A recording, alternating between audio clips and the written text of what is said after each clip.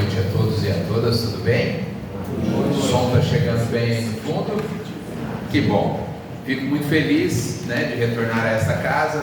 Já vim várias vezes para várias atividades aqui, inclusive trazendo palestrantes, fazendo palestras, reuniões administrativas, e estamos realizando a 17ª Semana Cultural Espírita, que começou no dia 3 com um teatro lá no Teatro Municipal de Bebedouro.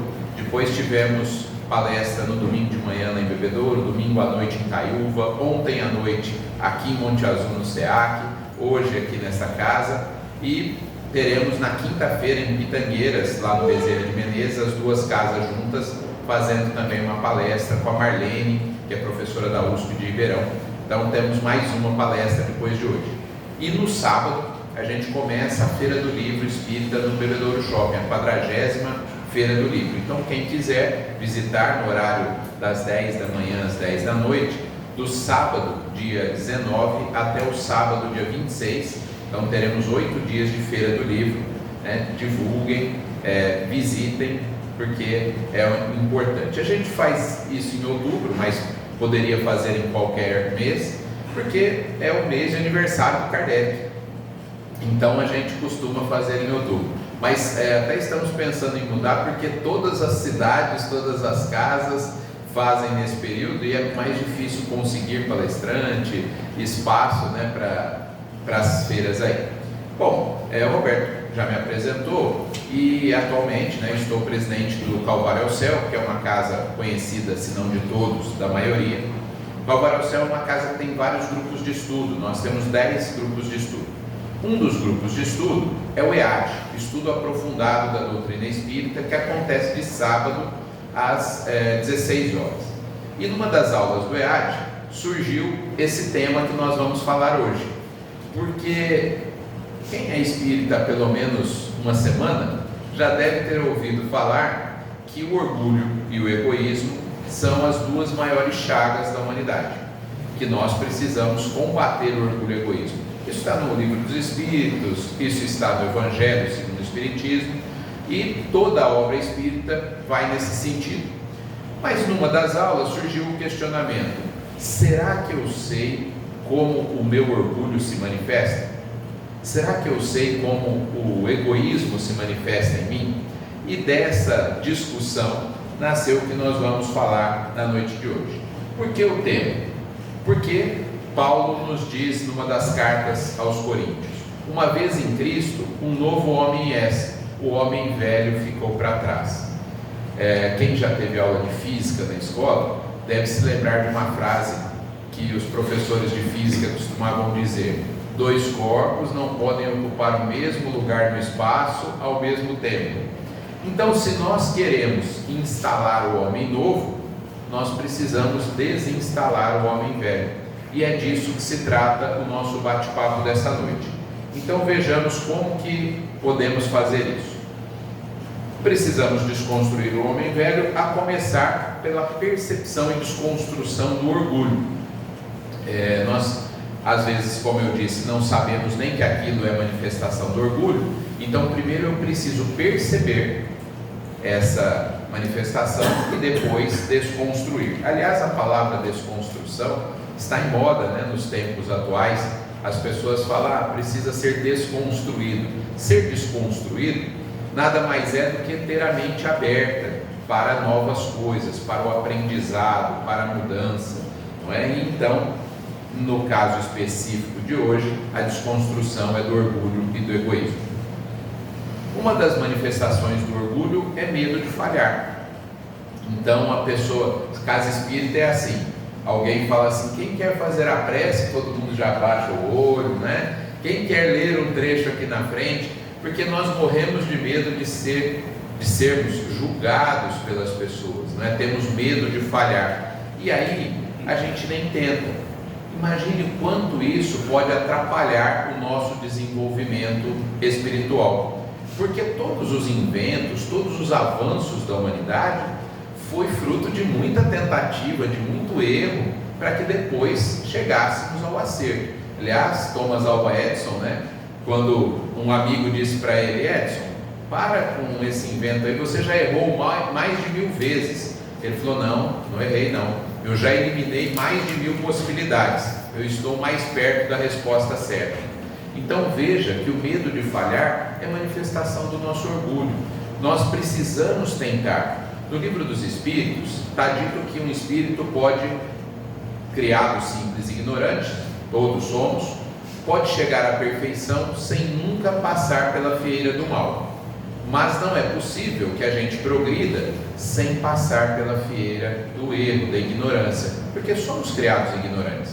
Então vamos errar. E naturalmente, se nós pararmos de tentar, nós vamos atrasar o nosso desenvolvimento espiritual. Esse segundo item, muita gente acha que é virtude. E aí que é um problema, porque se eu acho que é virtude, eu não combato, eu não desconstruo. E ao não desconstruir, isso vai atrapalhar o meu desenvolvimento. Superproteção pode acontecer na casa espírita, na sociedade, na empresa, qualquer lugar. Mas normalmente nós usamos esse termo para pais, não é? Pais superprotetores. Aqueles pais que pensam assim, sem a minha presença as coisas não funcionam. E o filho, a filha está lá com 40 anos e a pessoa quer continuar tomando as decisões pelo filho. Não, porque ele não sabe, ele não, né? Os filhos chegam na idade de estudar fora, ali 17, 18 anos, e muitos pais não deixam. Isso é algo que nós vamos responder ali na frente por isso. Por quê? Os espíritos que estão sob a nossa guarda devem ser impulsionados a crescer, a voar, e não amarrados no pé da mesa, não é? Superproteção é manifestação do meu orgulho, é eu achar que só comigo que as coisas vão funcionar. Mas o meu filho não tem a minha experiência. Claro que não, ele vai construir as suas próprias experiências, natural que assim o seja, e nós devemos incentivar que isso aconteça. Eu tenho 3 filhos, o Vitor 29, a Letícia 24 e a Bia 20. O Vitor, em determinado momento, depois de 4 anos de faculdade, ele prestou uma prova da faculdade para fazer um intercâmbio na Europa e passou e ficou lá um ano. E muitas pessoas da família, amigos, diziam assim: mas vocês vão deixar? E nós estranhávamos a pergunta, como se nós tivéssemos o direito de impedi-lo de realizar esse aprendizado. E é um aprendizado tão maravilhoso que a Marlene, que é esta que fará a palestra quinta-feira lá em Pitangueiras, ela foi minha orientadora. Ela é professora da USP em Ribeirão Preto e ela foi minha orientadora na pós-graduação. E ela também tem 2 filhos mais velhos que os meus que fizeram intercâmbio. E a Marlene dizia assim: Edmir, você vai ver, eles vão meninos e voltam homens. E é exatamente isso que acontece. Uma experiência extremamente engrandecedora, que se nós tivéssemos barrado por superproteção, nós teríamos impedido o crescimento daquele indivíduo que está momentaneamente sobre a nossa guarda. Perpetuação no poder. Ninguém faz melhor do que eu. Eu dirijo alguma coisa ali, ou na própria casa, né? O Poderoso Chefão, lembra do filme Poderoso Chefão, né? Que dirigia a máfia italiana ali. Ninguém faz melhor do que eu. Bom, provável, se eu faço alguma coisa há muitos anos, é até provável que eu faça melhor do que quem está começando. E aí então eu não, né, usando uma gíria, eu não solto o rabo do gato ali, né? Fico me perpetuando no poder. É necessário rodiziar o poder. Na casa espírita que nós hoje dirigimos, só pode ficar 2 mandatos de 2 anos e depois tem que sair. Depois até pode voltar, mas obrigatoriamente tem que sair, porque tem que rodiziar o poder mesmo, né? É uma casa espírita grande, o Calvário ao Céu tem muitas lideranças, e é bom que a gente tenha essa oxigenação de pensamento, mudanças. Então, perpetuar-se no poder é algo ruim para o nosso desenvolvimento, para a instituição, por exemplo, e é manifestação do meu orgulho por achar que eu faço melhor que todo mundo, quando na verdade, às vezes, outras pessoas farão bem melhor. Olha a outra aqui, que a maioria das pessoas pensam que é virtude: perfeccionismo. As pessoas falam literalmente com orgulho, porque é disso que se trata, né, a desconstrução. Lá, eu tenho orgulho de ser perfeccionista. Eu só faço se for o melhor, senão eu nem faço. E aqui eu gostaria de lembrar um pouco da experiência que eu tive com o Chico Xavier. Quando o Chico era encarnado, nós o visitávamos de vez em quando em Uberaba. E quem pôde fazer isso sabe que as condições de trabalho lá em Uberaba não eram ideais, muito pelo contrário, haviam muitas dificuldades de trabalhadores, condições financeiras, todos os tipos, e o Chico nunca parou de trabalhar. E ele tinha, como lema, e até uma frase que ele dizia, que na busca do ótimo, muitas vezes nós deixamos de fazer o bom. O perfeccionista é aquele que quer marcar uma época. Não, todo mundo tem que me lembrar como a pessoa que fez. Não é isso que se trata o trabalho espírita, por exemplo. É o trabalho de formiguinha, aos pouquinhos, devagar e sempre. Ou a pessoa que aplica a passe, ou a pessoa que distribui a mensagem, ou a pessoa que faz a palestra, ou a pessoa que está momentaneamente dirigindo a casa, não tem um mais importância do que o outro, não é? Por quê? Porque às vezes nós falamos aqui na palestra, mas as pessoas que estão assistindo é que fazem, e elas é que vão lá no mundo espiritual ajudar o palestrante. Isso não é apenas uma opinião. O irmão Jacó, que foi presidente inclusive da Federação Espírita Brasileira, a FEB, ele, quando desencarnou, ditou um livro para o Chico Xavier chamado Voltei. Leiam esse livro. Ele voltou para contar, E no livro ele dizia que no mundo espiritual a sua luz estava bem apagadinha, e quem socorreu ele no mundo espiritual eram pessoas que assistiam às palestras dele na casa espírita. Então veja que nós temos que trabalhar, não nos sentirmos melhor do que ninguém, fazer a nossa parte, não querer fazer só coisas grandiosas. O trabalho deve ser feito de maneira simples, como Jesus nos ensinou. Fugas psicológicas. Tem um livro da Joana de Ângeles, ditado para o médium Divaldo Pereira Franco, que chama Conflitos Existenciais. Eu tenho uma outra palestra com esse título, que fala exatamente das nossas fugas psicológicas. Lá Joana de Ângeles disse que nós temos muito medo de encarar os nossos limites, de encarar os nossos fracassos. Então nós fugimos disso frequentemente. Eu sou terapeuta e fiz terapia 3 vezes. Numa das vezes que eu estava fazendo terapia, a minha terapeuta fazia a seguinte pergunta: Edmir, qual é o seu limite em relação a esse tema? E eu sabia que ela era simpatizante da doutrina espírita, e eu dava uma resposta espírita bonitinha. Eu dizia assim: olha, para nós espíritas o progresso é permanente, então não há limite, hoje eu consigo fazer isso, mas amanhã eu consigo fazer mais. A resposta doutrinariamente está correta, mas era uma fuga minha. Eu não queria encarar o meu limite, que era claro naquele momento. Eu não conseguia resolver algumas questões internas, e ela me perguntava: qual é o seu limite? E eu não queria olhar para o meu limite. Nós temos limites, somos espíritos no mundo de expiações e provas. Às vezes nós sabemos que temos que perdoar, mas ainda não conseguimos. Às vezes nós sabemos que temos que estudar mais a doutrina espírita, mas ainda não conseguimos. Às vezes nós sabemos que temos que trabalhar mais em ações de caridade, filantrópicas, mas ainda não conseguimos. Temos limites. Encarar os nossos limites, reconhecê-los, é parte do processo de melhora. Mas às vezes o nosso orgulho impede que a gente encare isso. A gente quer se imaginar melhor do que de fato somos, e fugimos da possibilidade de encarar esses limites, esses fracassos, e conseguirmos, portanto, nos transformar. Melindres. Parece que em Monte Azul isso já está resolvido, E bom, infelizmente não. Infelizmente, no meio espírita não deveria haver melindres. Me permita ser duro conosco, espíritas. Espírita não tem direito de ser melindroso, melindrosa.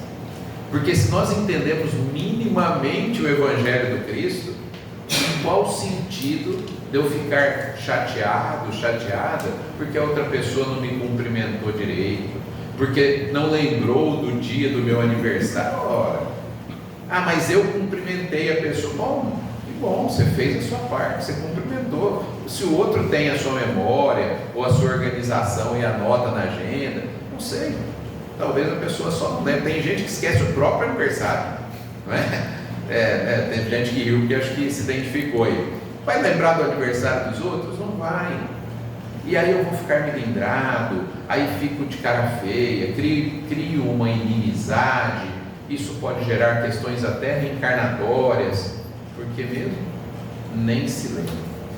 Uma determinada oportunidade, eu atendendo uma irmã no atendimento fraterno da casa, eu me lembrava dela, eu lembrava que ela já tinha frequentado a nossa casa lá no passado. E ela estava com problemas relacionados à mediunidade. Eu disse assim, mas você não frequentou a casa quando era mais nova? Ela falou assim, frequentei, mas um dia a evangelizadora falou uma coisa que eu fiquei chateado e nunca mais voltei. Ela era de evangelização ainda, devia ter lá seus 12, 13 anos. Eu falei, nossa, mas o que a evangelizadora falou? Porque fazia mais de 20 anos isso. Ela falou, eu não lembro, mas eu fiquei chateado. Ela estava chateada há 20 anos com uma frase que ela não lembrava.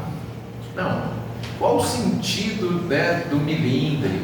Por que nós ainda perdemos tempo? É manifestação do orgulho. Ah, como puderam fazer isso comigo? Como se fôssemos o centro de todas as atenções. Duelos verbais. Nós temos no Evangelho segundo o Espiritismo um texto que fala sobre o duelo. E muitas vezes a pessoa está fazendo o Evangelho no lar ou no estudo da casa espírita e acha que esse texto está ultrapassado.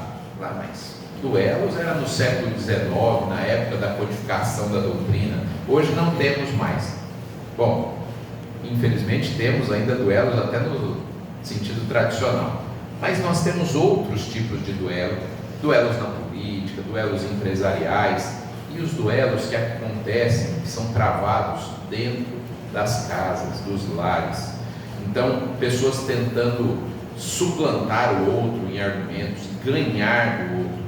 Veja, discussão no sentido positivo da palavra, podemos discutir ideias, né, para acharmos soluções, isso sim, mas discussão no sentido de vencer o outro, ninguém ganha uma discussão, porque se eu tiver argumento demais e eu conseguir humilhar a pessoa, porque ela não sabe responder ali a minha argumentação, ela vai ficar magoada comigo, chateada, e aí eu não ganhei nada com isso. Mas se for ela que tem mais argumentos e consegue então me deixar encurralado ali sem respostas, provavelmente serei eu a ficar chateado com a pessoa. Por que então nós discutimos, travamos duelos verbais? Ninguém ganha uma discussão efetivamente nesse sentido. É muito melhor a conciliação, muito melhor que nós consigamos conversar e resolver as coisas de maneira amigável, mas às vezes o nosso orgulho não permite. Não é? Imagine uma separação de sociedade, imagine numa separação de casal. Muitas vezes as pessoas estão com tanta raiva que travam verdadeiros duelos para vencer o outro, quando melhor seria conciliar-se, né? Reconciliar. Aliás, o Cristo falou isso, não é? Ele falou, larga o que você está fazendo aí no altar, o sacrifício, vá e reconcilia-te com o teu adversário enquanto estás a caminho com ele. Esse é o sacrifício mais agradável aos olhos de Deus. Então nós precisamos deixar de lado os duelos verbais. Soberba. Trabalhadores espíritas precisam estar muito atentos a esse. Se eu estou ajudando é porque eu estou melhor que ele. Lembra da história do irmão Jacó que eu contei agora há pouco? Tenho uma experiência interessante, faço palestras desde muito cedo, desde os 13 anos, e algumas cidades eu vou regularmente, uma vez por ano. Tem uma casa de Araraquara que acho que eu vou há quase 40 anos, todo julho. E eu cheguei, um domingo de manhã, a palestra, e eu cheguei lá, uma senhora se aproximou e disse assim, eu fiz a tarefa de casa. E eu não entendi muito o que ela tinha dito, né? Eu falei, desculpa, eu não estou entendendo. Ela falou, o ano passado você veio aqui e falou sobre o perdão, lembra? Eu falei, sim, né? Aí eu lembrei, não lembrava que eu tinha falado um ano antes naquela casa. Eu falei, sim, lembro. Eu falei, então, naquele domingo, eu saí aqui do centro e fui até a casa da mãe do menino que havia atropelado e matado meu filho. Agora que ela me viu no portão, ela ficou assustada, mas ela veio na minha direção, e aí eu comecei a chorar, ela começou a chorar, nós nos abraçamos e nos tornamos amigas, porque o filho dela foi preso e o meu morreu, né? Desencarnou, e nós perdemos os filhos, e nós nos tornamos amigas, e ela vem comigo ao centro algumas vezes. E aí eu fiquei pensando, né? Eu que falei do perdão ou ela que tem virtudes? Falar do perdão é fácil. Olha a ação dessa moça. Então, imaginar que porque eu estou aplicando o passe, ou porque eu estou fazendo um atendimento fraterno, uma palestra, eu sou melhor do que alguém, é um engano. É melhor não trabalhar nesse sentido. Não vai ter muita utilidade isso. Talvez tenha utilidade para quem está recebendo, sim, mas para mim nenhuma utilidade. E aí é bom até esconder isso do currículo quando chegar ao mundo espiritual, porque já pensou? Eu chego ao mundo espiritual e falo assim: não, mas eu era trabalhador espírita, porque eu fiz palestra, porque eu isso, aquilo. E aí o mentor vai olhar para mim e fala: nem assim? Então é melhor nem contar, né? Melhor esconder do currículo, porque qual o sentido de nós virmos a casa espírita? É contarmos quantos passos a gente recebe, aplica? Não. É se isso me transforma enquanto ser humano, enquanto espírito imortal. Se não me transformar, pouca utilidade ou nenhuma vai ter. Falta de empatia e compreensão dos limites alheios. Ah, mas se eu consigo, a pessoa não consegue porque não quer. Alguém já falou isso? Pois é, mas não é assim. Às vezes o que eu consigo com facilidade, o outro não consegue, mas ele consegue uma série de coisas que eu ainda não consigo. Então eu devo compreender. Na família não é assim. Um cozinha melhor, o outro dirige melhor. Na hora que precisa de tecnologia, a gente chama os universitários, né? Os mais novos que entendem melhor. Está tudo certo, né? Estamos aqui para nos ombrear mesmo, um ajudando o outro. Então temos que ter empatia com o limite alheio, porque esperamos que eles tenham empatia com os nossos, né? São muitos os nossos limites. Tem uma palestra que eu já fiz aqui há muitos anos atrás sobre educação espírita, que a gente fala das inteligências múltiplas, e aí a gente diz assim: alguns se destacam na inteligência musical, outro na inteligência linguística, outro na inteligência lógico-matemática, outro na sinestésica. São múltiplas inteligências, e nós temos que entender que o limite de cada um de nós em relação a cada uma dessas inteligências é diferente, e termos, portanto, empatia com o limite alheio. O último do orgulho é quase engraçado, né? Atraso. Poxa, Edmir, você está querendo dizer que atrasar é manifestação do meu orgulho? Como assim? Bom, se eu sou aquela pessoa que atraso de vez em quando, como qualquer pessoa, porque o carro quebrou, está tudo certo, acontece imprevisto. Mas se eu sou aquela pessoa que marca 7, eu chego 7h15, marca 7h15, eu chego 7h30, marca 7h30, eu chego 7h45, marca 7h45, eu chego às 8h. Ou seja, eu sou sempre o último a chegar, e costumo dizer assim: odeio esperar. O que eu estou claramente manifestando? Que o meu tempo é mais importante que o tempo do outro. Portanto, é o meu orgulho gritando dentro de mim que eu sou mais importante que o outro.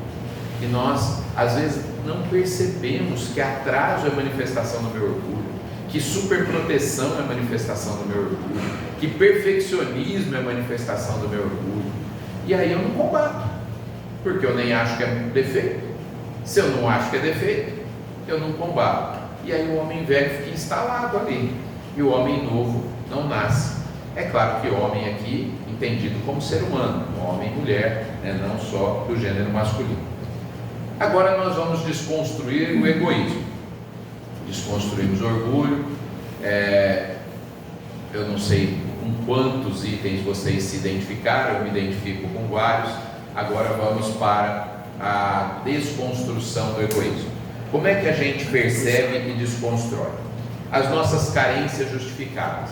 Então olha só, espíritas, eu não mereço isso. Olha, mas o que estão fazendo comigo é uma injustiça. Como é que espírita pode falar isso. Então, deixa eu ver se a gente entende essa reclamação, essa carência. Se eu não mereço, como é que é? Deus cochilou? Se enganou? Ou eu mereço, ou eu preciso. Como assim?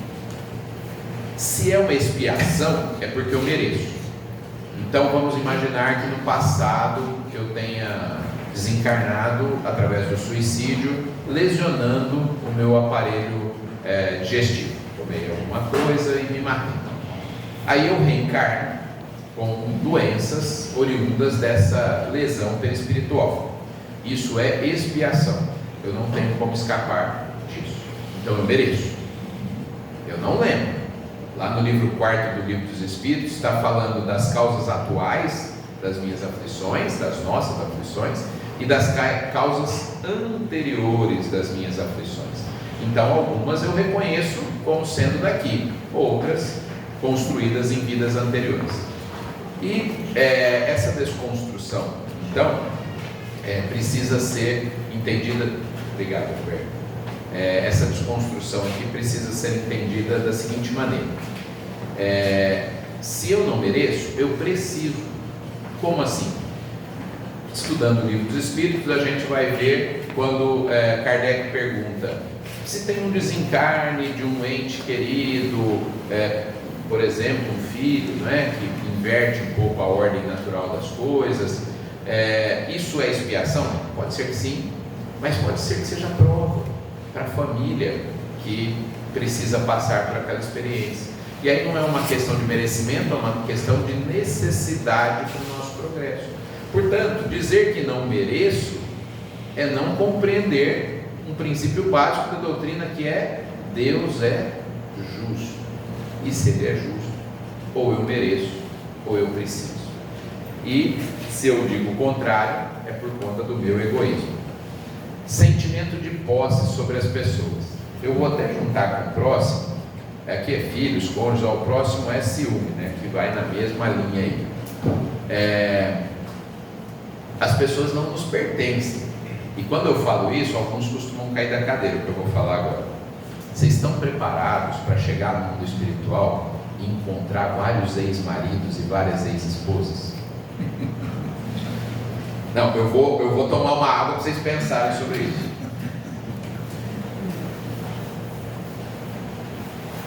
Quem é reencarnacionista aqui? Quem estudou o Livro dos Espíritos sabe que a gente reencarna em corpos masculinos e femininos. Portanto, espíritas, vamos encontrar vários ex-maridos e várias ex-esposas. Às vezes quem foi filho foi esposa, foi marido, foi vô, foi... Bem-vindo ao mundo reencarnacionista. Que aí eu sinto posse, é meu, filho é meu, marido é minha, esposa. Alguma coisa vai dar errado nesse processo aí. As pessoas não são nossas, elas estão conosco. Aliás, ontem o Cido contou uma história muito bonita que eu não vou reproduzir aqui. Quem estava na palestra dele lá no SEAC viu, da devolução das duas joias, para Deus, dos filhos aí que desencarnaram. Então, eles não são nossos. Se o nosso filho desencarna, qual é a nossa postura? Obrigado, Senhor, pelo tempo que propiciou de nós convivermos aqui. É difícil? É muito difícil. Fácil falar na palestra, muito difícil, mas é assim que deve ser. Assim deve ser a nossa postura, porque o contrário é egoísmo, é achar que somos donos das pessoas. O meu filho mais velho, ele é advogado e ele fez uma palestra na área de direito online e falou essa palavrinha compersão. E aí ele fez da de franca. Na hora que terminou, a gente falou com ele. Falou, eu podia ter pesquisado no celular, claro, mas eu falei: Vitor, o que é compersão? Eu não lembro o que quer dizer essa palavra. E ele disse: é o contrário de ciúmes. Compersão é o sentimento que todos os espíritas deveriam ter em relação a quem convive, dizendo assim: vá, voe, cresça, você não é meu, eu não vou te segurar. Isso é compersão, é o sentimento cristão, espírita, de ajudar o outro no crescimento. Como que Jesus agiria? Vocês já pararam para pensar? Vocês conseguem imaginar Jesus ciumento? Chico Xavier ciumento? E vocês já viram que os vilões das novelas, dos filmes, das séries, da literatura espírita, não espírita, são todos ciumentos e possessivos? E tem gente que fala que ciúme é manifestação de... Bom, se eu acho que é manifestação de amor, eu não combato. Se eu não combato, o homem velho fica instalado em mim. Nossa, o Roberto, Sandra, diretoria da casa, não convido o Edmir para fazer palestra não, que eu voltei para casa com a cabeça inchada. Sentimento de posse sobre os bens materiais. Então, além de nos sentirmos donos das pessoas, a gente se sente dono dos objetos. Eu sou dialogador em reunião mediúnica há mais de 30 anos, e às vezes, na dialogação, o espírito fala assim: não, porque meus filhos estão vendendo os meus bens, porque estão falsificando a minha assinatura. Aí o mentor nos orienta aqui dizendo assim: ele está falando do inventário. O espírito está obsediando a própria família, porque diz que a família está vendendo os bens, mas na verdade é o inventário, depois do desencarne e tal. E aí ele continua insistindo, o mentor me orienta novamente e diz assim: fala para ele que ele desencarnou faz 30 anos. 30 anos. E ele continua preso aos bens materiais. E aqui, irmãos e irmãs, não se trata de ter muito, mais ou menos, ou pouco. As pessoas podem ser apegadas. Tem pessoas que têm muito e não são apegadas. Tem pessoas que têm mais ou menos, não são apegadas. Outros têm pouco, não são apegadas. Tem pessoas que têm muito, mais ou menos, e pouco, que são extremamente apegadas. Meu pai contava uma história da infância dele. Eles muito pobres, ficaram órfãos, 11 irmãos, e aí 3 vai morar com uma tia, 3 com outra, e tinha uma cama de casal que dormia 3 filhos, né? Meu pai e mais 2 irmãos. E no pé da cama aparecia uma senhora à noite. Os 2 irmãos não viam, mas meu pai via. Tinha evidência e via. E ele falava: vocês estão vendo? Ninguém está vendo. Estava achando que ele estava ficando louco, né? Aí vai tentar descobrir o que está acontecendo com esse menino. E mostraram uma foto. Ele falou: essa mulher que aparece aqui. Aí descobriram que ela tinha ficado 10 anos acamada, tinha desencarnado, e ela estava seguindo a cama. A história continua, tá? A história é longa, não vou contar não, mas foi pro tio dele e a mulher foi para lá, foi pro funcionário do sítio do tio e a mulher foi para lá. A mulher estava seguindo a cama, o apego dela à cama. Então veja, né, se não é para a gente fazer um pouquinho aquela propaganda da OLX, né? Desapega, né? Que tinha um tempo atrás, vamos desapegar dos bens materiais.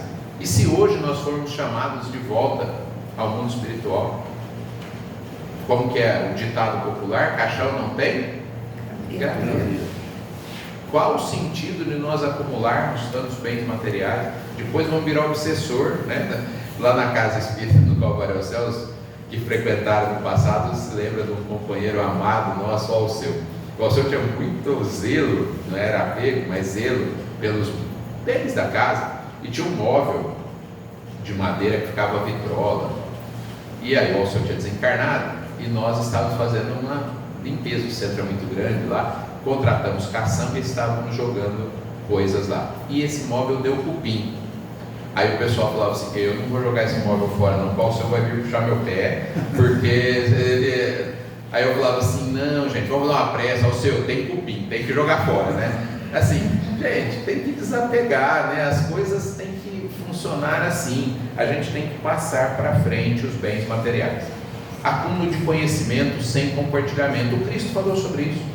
Não colocar a candeia debaixo do alqueire, ou seja, a candeia é um lustre, luminário, né? Algo que ilumina, eu acendo ali, e o alqueire é um móvel. Então eu acendo e escondo debaixo do móvel. O que adianta o conhecimento escondido? Então eu preciso compartilhar todo o conhecimento, eu preciso compartilhar os bens materiais, eu preciso compartilhar as pessoas no sentido adequado do termo, né? As pessoas não são minhas, os bens materiais não são meus, o conhecimento também é algo que eu tenho graças às oportunidades que Deus me propiciou. Egocentrismo. E aqui eu vou ver pelas risadinhas se vocês têm essa característica. Eu já vou falar que eu tenho. A gente está voltando para casa a pé, faz aquele tempão de chuva, e a gente sabe a distância que está de casa, faltam uns 10 minutos. Olha, se vocês fazem isso, ou já fizeram isso, ó. Espera uns 10 minutos até eu chegar em casa. Não, é muito egocentrismo, né? A espiritualidade tem que segurar a chuva até eu chegar em casa, porque depois que eu cheguei em casa, se molhar o resto, tá tudo certo.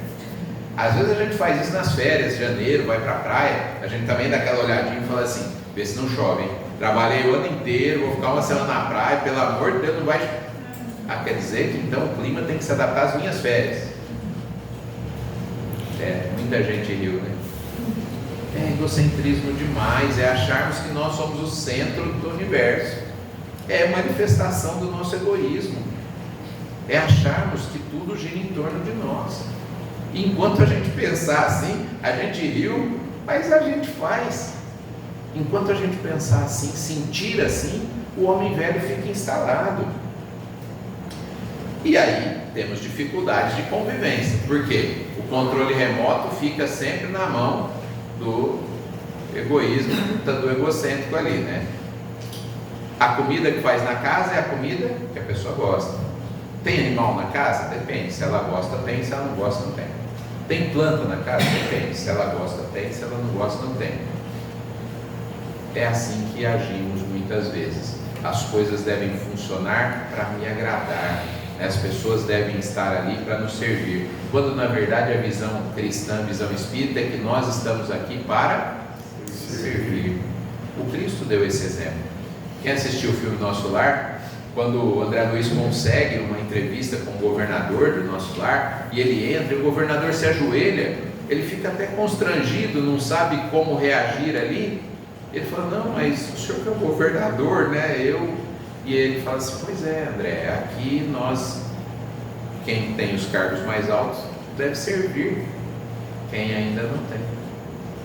Será que nós espíritas entendemos isso? Nós estamos aqui para servir e não para ser servido. É muito egoísmo da nossa parte.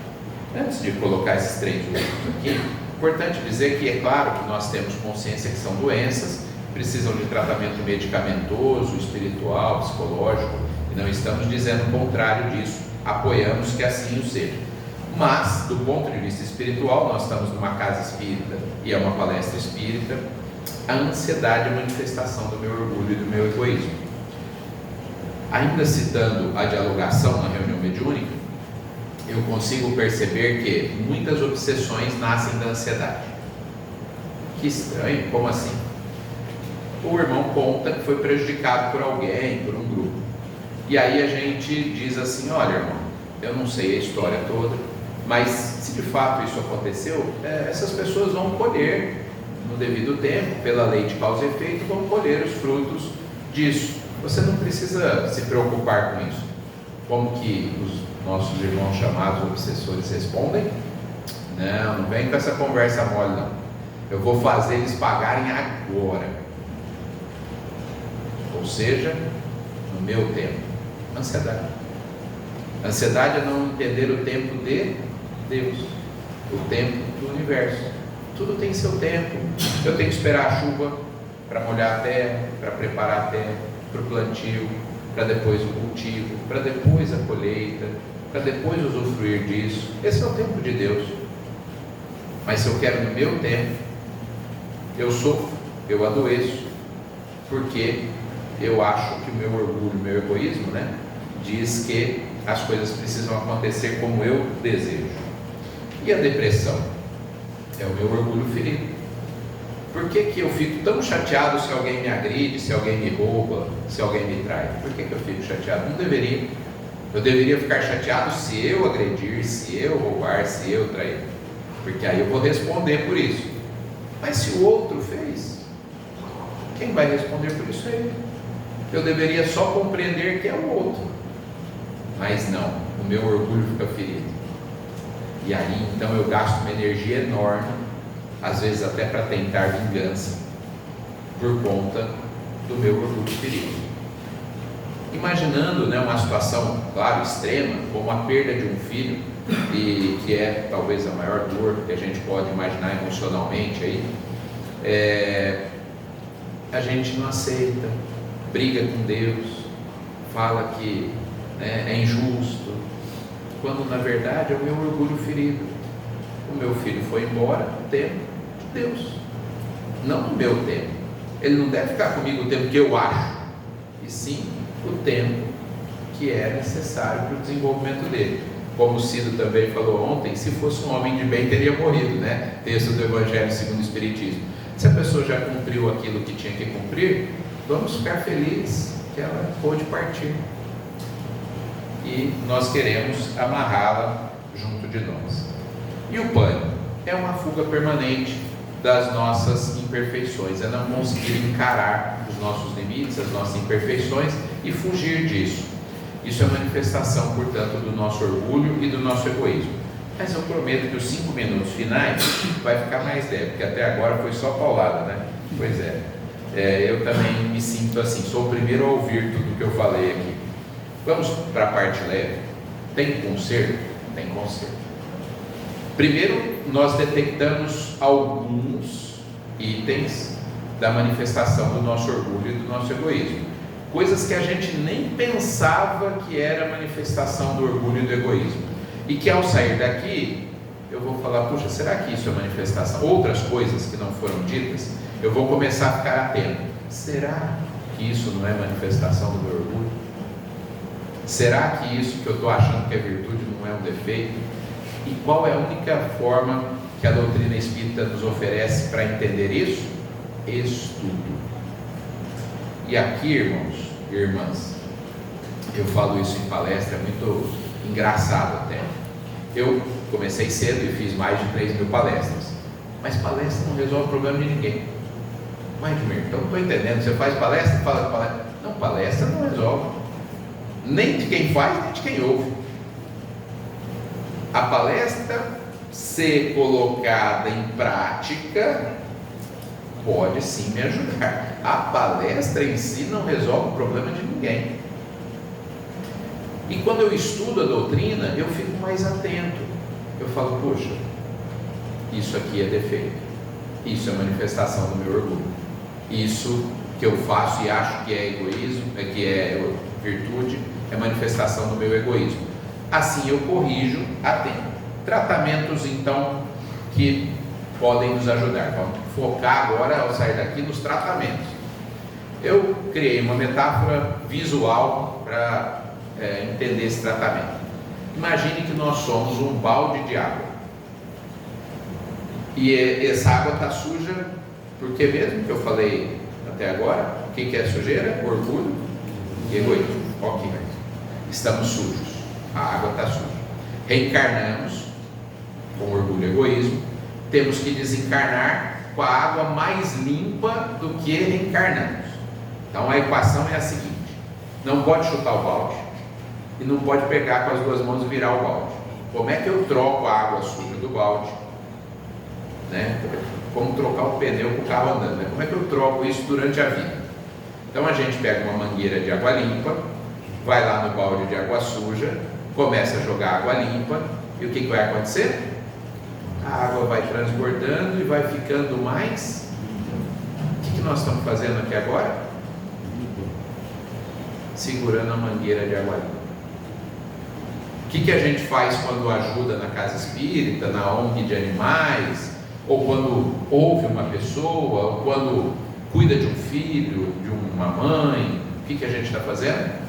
Segurando a mangueira de água limpa. O problema é que a gente está num mundo de expiações e provas, e aí tem uma situação no emprego, água suja. Tem uma notícia na televisão, água suja. Vem a pandemia, mexe com as emoções, água suja. E como é que faz? Bom, a equação é simples. Tem que entrar mais água limpa do que água suja, porque vai entrar água suja. A equação é muito simples. Nós temos que fazer muitas coisas boas, filmes, livros, leituras, conversas, palestras, trabalho bem, para entrar mais água limpa. Para ao desencarnarmos, sermos minimamente, uma expressão que o Chico gostava de usar, completistas. Completarmos aquilo que assumimos antes de reencarnar. Pelo menos conseguir completar. A parte ruim da notícia é que o Chico dizia: raros são completistas. A maioria de nós não consegue completar aquilo que assumiu. Então, a água limpa é o quê?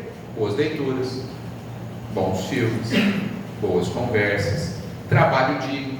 Não importa se eu ganho muito, pouco, mais ou menos, trabalho digno, trabalho que não prejudique ninguém, trabalho profissional, trabalho voluntário. Quem faz trabalho voluntário, e a Casa Espírita é uma das possibilidades, existem muitas, foca na dor do outro. E aí eu não foco na minha, logo o meu egoísmo está diminuindo. Olha como que é a água limpa, porque eu estou focando no outro e não em mim. Então o trabalho voluntário, seja qual for, é uma forma de combater o egoísmo, portanto é água limpa. Trabalho em equipe. Tem um companheiro de Ribeirão Preto, do Movimento Espírita, ele é radialista, e ele dizia assim nas rodas de conversa do Movimento Espírita: eu trabalho todos os dias para o Movimento Espírita, mas quarta-feira é o dia mais importante. Quando ele dizia isso, ninguém falava nada, tá? Tudo bem. Aí ele falou: vocês não vão perguntar o que eu faço quarta? Ah, Bel, o que você faz quarta? Ele falava: jogo bola com os meus amigos.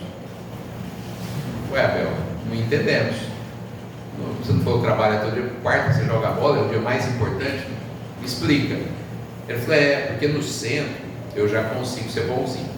No centro eu cumprimento todo mundo. Ô meu irmão, como é que vai? Ô minha irmã, tá tudo bem? Ele falou: mas na quadra, quando alguém chuta minha canela, quando meu time perde, então eu estou testando as minhas competências. Então trabalho em equipe, futebol, esporte coletivo treina trabalho em equipe, né? E a gente às vezes vai treinar, não é na Casa Espírita, é lá, mas pode ser na diretoria do centro, pode ser em qualquer atividade coletiva, onde eu tenho que fazer o meu diminuir e o nós crescer. Responsabilidades, paternidade, maternidade, sou trabalhador da casa, ajudo ali na sopa, faço, enfim, assumir a responsabilidade. Os dirigentes espíritas vão dar uma risadinha na hora que eu falar isso. Quando a gente às vezes pede gente para ajudar em alguma atividade, a gente costuma ouvir respostas assim: eu não vou assumir não, mas se der eu apareço. As pessoas não querem assumir responsabilidades. Vamos assumir, gente.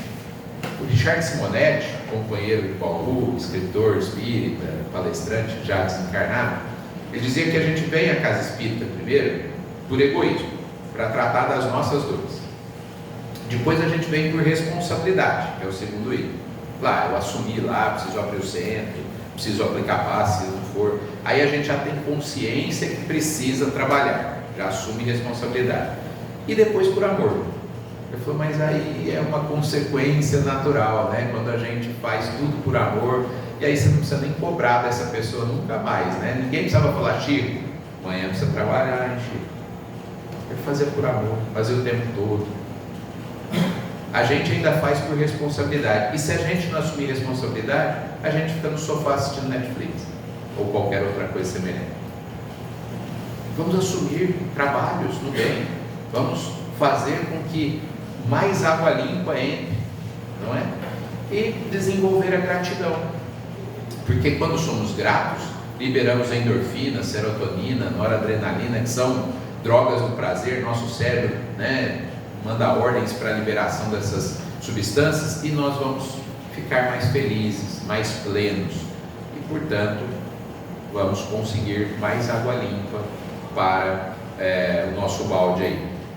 A gratidão não é simplesmente palavra, não é só falar obrigado. Aliás, as pessoas não sabem nem por que falam obrigado. A palavra obrigado, que é dita na sociedade, a maioria das pessoas não sabe por quê. Quer dizer o seguinte: ele me fez uma coisa boa. E a frase é: muito obrigado, eu me sinto obrigado a retribuir isso que você me fez de bom. Por isso que a mulher fala: eu me sinto obrigada a retribuir isso. Obrigado, por quê? Porque eu me sinto obrigado, ou eu me sinto obrigada a retribuir o que você fez de bom. Mas a gente retribui? Ou virou só uma frase solta assim? Cadê a gratidão? Se eu falei obrigado, é porque você me fez algo bom, e eu me sinto obrigado a retribuir. Então é minha oportunidade de pôr mais água limpa nesse balde, para que eu possa superar o meu orgulho e o meu egoísmo. E sendo assim, meus irmãos e minhas irmãs, só me resta dizer muito obrigado pela oportunidade de servir. Que a gente tenha muitas oportunidades ao longo da vida. Obrigado a esta casa, obrigado à USE, o Gustavo, que é o presidente, o Ricardo, que é o vice-presidente da USE Intermunicipal Bebedouro, Roberto, Sandra, toda a diretoria desta casa que abre as portas. Temos palestra quinta, temos feira do livro e vamos continuar jogando água limpa nas nossas atividades aí. Eu vou fazer a nossa prece e depois passar para cima.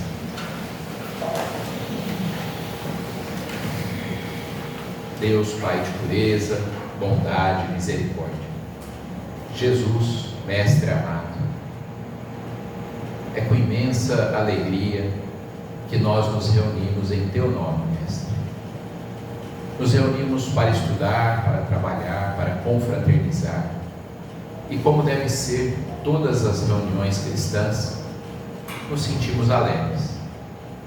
Alegria cristã de podermos, com responsabilidade, estarmos ao lado de pessoas que estão na mesma jornada que nós estamos, que estão nos auxiliando, que na medida do possível também temos a oportunidade de auxiliar. Que esta casa abençoada, que há tanto tempo espalha luz em Monte Azul, em toda a região, possa continuar de portas abertas, realizando tarefas tão importantes. Que os mentores desta casa e do movimento espírita, que aqui se fazem presentes, possam nos abençoar. Que, somadas energias positivas das nossas vibrações e destes mentores, todos os lares que agora mentalizamos possam receber também eflúvios benévolos, curadores, que podem ajudar no reequilíbrio de irmãos e irmãs.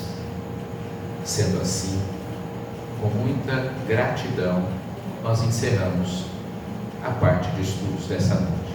Que assim seja muitas vezes.